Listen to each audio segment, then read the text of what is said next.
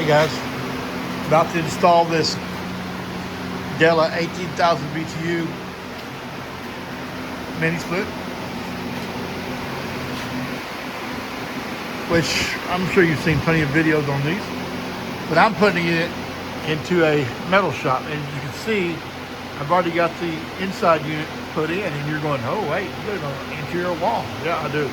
So let me explain that. First of all, just had the ceiling sprayed in this 30 by 40 metal shop. I'm in North Texas, so generally where I'm at, we get about a month of over 100-degree weather, sometimes over 105. This is a 30 by 40 metal shop. The walls have insulation except for that far east wall, which the house is right on the other side of that, so there's really no reason to do it other than just it does need a little bit of insulation. Anyway, all the other walls were done when we moved in here. There's an awning outside of that wall, so that doesn't need to be done because I'm going to enclose all that anyway. But they didn't do the ceiling. The ceiling was black, and it was the radiant heat would come down to, I don't know, 5 feet off the ground. That's how low the radiant heat was coming. I mean, it was hot in here. Okay, so I just had this done, and the next thing was to install a mini split. The problem is, I TIG weld right over there, so I can't have any fans going like all these fans I got going right now. Can't have these going when I'm TIG welding. In the summertime, it's really hot. If I close all these doors, so there's no wind blowing around blowing the welds, I'd be sweating my ass off. So, gotta get the mini split. The problem is, I can't put it right above that, or else it would mess up my welds. Plus, there's a awning on the other side of that. Goes about 16 feet out. That's a west wall, which ain't too bad because I'm going to have to put another one down there. But in the evening, there's trees on the other side of that, so in the evening the trees block the sun, so that's not going to be too bad. I really wish I didn't have to put it there. But these walls here are front-facing walls, so I don't want to put it out there. And the other wall here goes between the shop and the house. As you can see, the house is right there. So I'm going to put this unit about right there in the middle of that wall, and I'm going to mount it up off the ground. There's a I don't want to mount it on the ground, but there's a C-purling that runs wrong right here where these screws are, and there's another one right there where those screws are. So as you can imagine, inside that wall there's nothing. Okay, so let's walk back in there. So I'm going to mount it off that. Anyways, as I've said, you've seen many videos on how to install these in a house, but have you installed one in a shop? No. Anyways, this is the interior wall of where that's going to be. As you see, there's nothing there to mount that to, except you got the C-purling here and the C-purling there. Now, this one is mounted upside down, so it's got a flat surface here, and you got a flat surface here. Yeah, there's a fan on. Let me turn that fan off. Sorry. I don't edit these videos because I don't know how to do it yet. So, anyways, I'm going to weld a piece of square tube, and you also got to deal with these ribs right here. See? So I'm going to put the holes on the bottom of that unit are about 21 3/8 apart. So I'm going to weld in a piece of square tube right here up to there, and one of the mounts will come on the outside right through here, which puts the other one somewhere right over in here. I'll do this one first and then put that one in second. And then on the outside, I'll have a piece going that way to mount that with. To mount this on. Now, turn this other fan off too. The other problem I got is nobody said anything about these crappy rubber mounts that go on here. I mean, that's all there is 4 little rubber donut mounts. That's it. Are you kidding me? That's not an isolation type mount. That doesn't isolate anything. Because you're going to have a metal bolt right here sticking through and touching metal on the bottom. How the hell is that isolated? That doesn't get rid of the vibration or the noise. I mean, that makes no sense. Why not have an isolation type mount? Anyways, I found some isolation mounts. An isolation mount is a piece of rubber with a stud sticking out of the top and the bottom, and those studs do not touch inside that rubber. They're separated. That way the whole thing can't transmit any vibration. And they were cheap, 16 bucks for 4 of them on Amazon, so that's what I'm gonna do. Those are coming today. I also needed the end for these gauges to be able to hook this up to right there to evacuate that before opening the valves. Somebody told me on one of the videos, I knew it wasn't true, that all the refrigerant is in those 2 lines right there, which is complete BS. All the refrigerant is inside there, okay? The other unit just has lines with caps on it, okay? So let's talk about me mounting this on this interior wall like this, okay? Since this is not a house, I don't have to worry about going through making a hole in the wall and going through and dropping the lines down. In this shop, I can put connect the lines here, and I'm gonna continue this floor. I don't like this floor anyway, I didn't put it in here. I continue this floor below this or above this and basically go around it. So all I gotta do is connect those lines right there, come over here and down and out a hole here to that unit. And I can leave the coiled up part in here, and the only thing that'll be showing on the outside is the 2 lines coming out and the drain going directly to the unit. There won't be nothing else hanging around the outside or dropping down the outside. So there's no reason why I couldn't put this here. It was either this or put it on that back wall, and I have to tear this whole wall down to be able to get air to it. I just figured that's the best way to do it. Since these lines, those lines right there are 16 foot long. Even if they were only, I don't know, hell, you could probably do them with 6 or 7, 8 foot lines. And probably I think the other version of those lines besides the 16 or 11 foot, those would work easily. Here's the other problem I got is I had this table with this mini fridge sitting on top of it, right in the way here. So I got to move all this crap out, move the radio. And moving the radio means I got to make a mount out here somewhere to hold the radio, or else I just got to set it on a table somewhere or something like that. Anyways, that's not a big deal. And I guess that don't really matter to you guys. But just so you know, I also had to move those braces. Those braces were in different places, and they were turned this way. You can see screws are where they were. The holes on those are not 16 apart like you would think.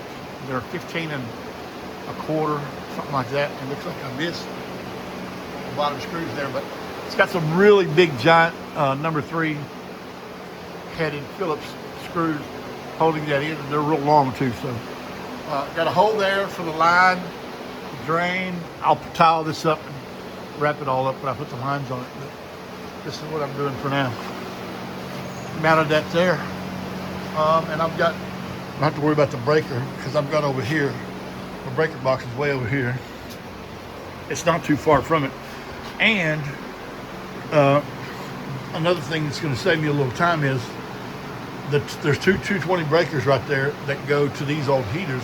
That's an electric heater, and yes, you can see the light is on, so it's on, and it would come on if I turned it on. And it's even got a remote, but it's electric. And over there in the very corner of the shop, as you can see, there's another one, okay? So if I put a unit on that wall down there, I could run that 220 from that one over to there. As you can see, they overdid the wiring on the heaters. Look how thick that wiring is on the heaters. That's crazy. So I could use these breakers. It's those 2 right there, I think. This is my compressor. Goes out, and matter of fact, I got to rewire all that too. But anyways, yeah, I'll have 220 wiring. I can run right down. I can run it right under here, or right along with that wiring there, and you won't see any of it on the outside of the building. So first step is cutting this wood to make me some shelves. For the stereo, yeah, I don't really have to do that, but I need the stereo during the week to make me stay sane when I'm working in the shop. I work from home, and I work in the shop. I make parts. Yeah, the shop's a mess, but I just moved into this building, and haven't even had time to start putting up all this stuff that came from my old shop. I had to work right away. I had to work every day anyway, and today's a Saturday and tomorrow's a Sunday, and obviously, and I'll be working today and tomorrow. Anyways, so I'm filming this for you so you can see how I'm doing it. You can see what not to do or what to do from this video if you're deciding to put yours in a shop. This is an 18,000 BTU. So this is supposed to be good for 1,000 square feet, okay? Now this building is 1,200 square feet, but it's a shop with 2 roll-up doors in the front and 1 in the back. So what they say on those is you should add 20 to 30% to that size. So that puts me at, I don't know, my math is terrible, but that puts me at where this is not gonna cool it, okay? So I do have to order another one of these. I got this one on Amazon. This thing was less than $1,000 on Amazon, and it came with the 16-foot hoses, and it is, like I said, it's an 18,000 BTU, good for 1,000 square feet. So I figure if 2 of these 18s, one back there, one up here, ought to keep this place cool enough, especially with this insulation in here. Because if I come out here in the morning and these doors are still closed, if I come out here, like I say, on a Sunday morning and it's 90 degrees outside, it's about 70 to 75 in this building until I open these doors. Then it gets hot real quick. This building is pretty good insulated, but open the doors and it gets hot. The ceiling, here's another thing I wanted to tell you. As I said, used to have radiant heat. I'm 6 foot tall, and I can feel it on my head and on my shoulders. That's how far the radiant heat came down from the sun, beating down on this, from the top of this building. Okay, so let's try this right now. Where the heck is my? I've got here it is, thermometer. Now I did this the other day. It was about 10 in the morning, and I shot this laser thermometer from Matco at the ceiling. What's it showing right now? It's showing 97.5. 98, 96, 99, right in there. The other day it was showing 85 there at about 10 in the morning. And then I went outside and I shot the side of this building, just the side of the building, at about 10 a.m. and it was 121 degrees. So let's see what it does now. So 117, 118, 120. Okay, now the sun is way up, straight up right now. It's not sitting on the side. So I imagine on the roof, this is a lot hotter. So anyways, just so you know, that's what that insulation did. That is 2-inch closed cell foam by a company called 903 Insulation out of Paris, Texas. Dudes came out, did a great job. They moved a bunch of stuff. I had to move all the stuff out of the shop, but they moved a bunch of other stuff, took down the lights that I had in here, took down some lights I had down the ceiling, down the center, that weren't going to be put back up. They did all this. They taped off the walls, and I'm going to redo all these walls. And that's sheetrock right over wood, just like that. So I'm going to be able to go right up these walls, just like they did, whoever did this before. Anyways, now you see where I'm at. You got a lot of the details. Maybe that helps you when you do yours. I'll make another video as soon as I get this mount made for this other one. I'm going to have to make a mount. I did not order one off of Amazon because I'm going to put some square tube on there. And here's what I was going to do. As I said, I was going to put some tubes weld in from here to here.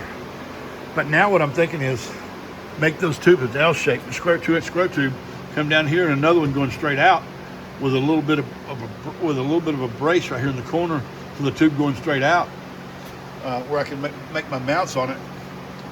Then I don't have to put anything bolted on the outside. All I got to do is drill some holes here with a small bit and then cut that out with a jigsaw where it sticks through. And then when I get done, I can foam that. I can put spray foam around that.